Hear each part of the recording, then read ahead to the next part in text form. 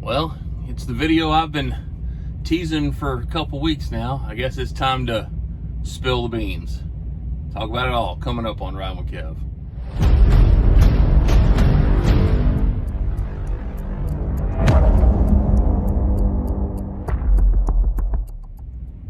What's going on, guys? Been a little while, no time like the present to put this video out. I've teased it a couple times and figured I just hadn't had time to sit down and make a video, but I'm on a 34 here in Springfield, figured good time to make a video. So we left Vegas. Now, Vegas was cool, but it was all about the free hotel room and the free meal. I was in bed by like 10:30. Got a great night's sleep. Rolled on down to Casa Grande, south of Phoenix. Got there, and I was on my way down there, and I got myself again. They send the load, like I said, they send you your proposed load. You hear it on your Qualcomm, and she's like, appointment 122 at 14:15. I was like, okay, well, I'm delivered Friday night at the Walmart. That usually takes 4 or 5 hours. Then I'll hop over to there's a Petro right by it, and then I'll get up and go get my load on Saturday. So we get down there, hour before appointment, typical Walmart, typical stuff, right? You get in, drop your trailer, I'm sitting there, and I look at my proposed load. And again, computer voice.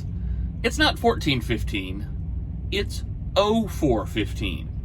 What's the O stand for? Oh my God, it's early.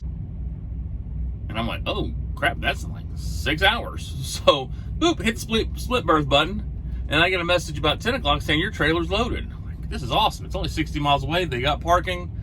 I get on Walmart, roll up, trailer swap, get hooked up. Got a load. It's going to Morris, Illinois, up by Chicago. So put it in the GPS, get up, and I'm ready to roll, and it's 28 hours and 43 minutes. And on my 70, I have 28 hours and 42 minutes. So like, well, let's do what we can do. I rolled up Saturday, got to eastern New Mexico, got up Sunday, and in a truck that is governed at 64.9 and went about 63.9 in 11 hours, well, 10 hours and 59 minutes, I did 706 miles.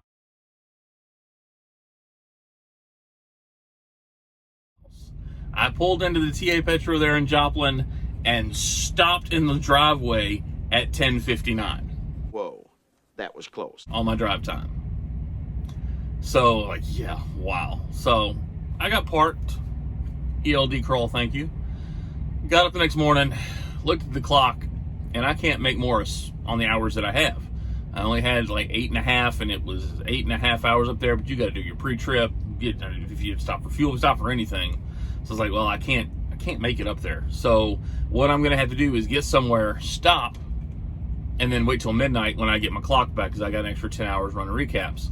Well, I said, I'm going to go to the terminal. I got to get my free black hat for my safety. I got a free polo shirt for safety or for on-time delivery or whatever. And I pull in, and the guy says, hey, look at this. You got an issue with one of your steer tires. You just got jammed. So I said, you know what?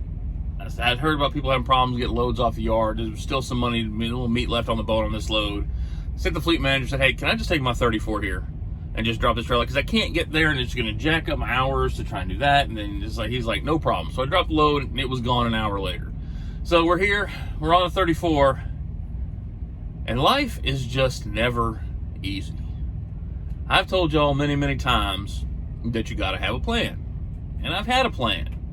My plan is that I love it at Prime. I just cannot thank this company enough. I cannot tell y'all how good they are to us drivers. And you'll hear the complaints, and yes, there's the people that don't like them, but somebody hate you. I don't know who it is, but somebody does. Everybody hates me. I'm cool with that. But I had talked to Success Leasing, and this is where it comes back from a couple videos ago. So, hey, I'm in truck 601, 606, and I want to lease purchase this truck. It has all the options I want, yada, yada, yada. I'll put the down payment. I want to lease purchase this truck. And she says, okay, but you can't switch it to a lease purchase until your lease is up. It's like, okay. She goes, and it has to have less than 450,000 miles when your lease is up. Well, boys and girls, this truck has 415,000 miles on it. I have 5 months. I'm running hard. It's not going to have 450,000 miles on it. It's going to have more. So I can't lease purchase this truck. So I could go outside and get outside financing for this truck. The problem with it is the way the Prime does it, and I love it and I get it, is they have a depreciation scale of this truck. They bought this truck, this amount of payments, 36 months is where zero it goes into. They sell it, it should have about 600,000 miles. When they get rid of it, they'll send it over to Pedigree and they'll sell it. But this truck, being either a training truck or a team truck, whatever it was, having the higher miles that it does, at the end of my lease, the truck won't be worth what Prime still owes on it, what they think it should be. So to get outside financing, you're going to put a big old chunk of down, and I don't want to do that. I'm trying to avoid that. So I can't lease this truck. I can't lease purchase this truck. I could extend the lease, but then it's going to hit 500,000 miles, and I'm going to be paying for DPF filter replacements and all kind of 500,000 mile services, and I don't want to do that. I don't want to pay that for a truck that's never going to be mine, right? So what do? I hinted, well, I'll do a lease purchase. I'll just go get a brand new 2023 Peterbilt. Put the same money down I had to put on this, and I'll lease purchase that. But if you followed Prime News, you will know that they have temporarily suspended lease purchase.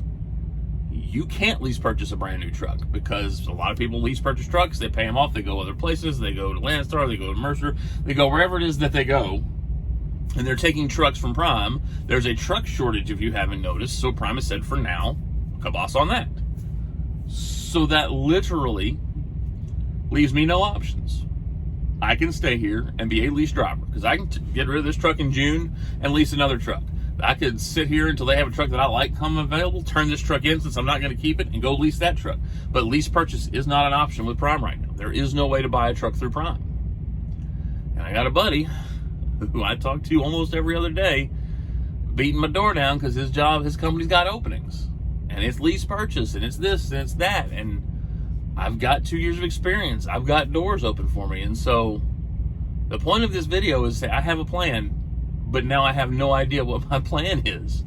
I'm torn. I think I probably lost 5 pounds because, like, I'm not even eating. I'm torn up over this because Prime has been so good to me.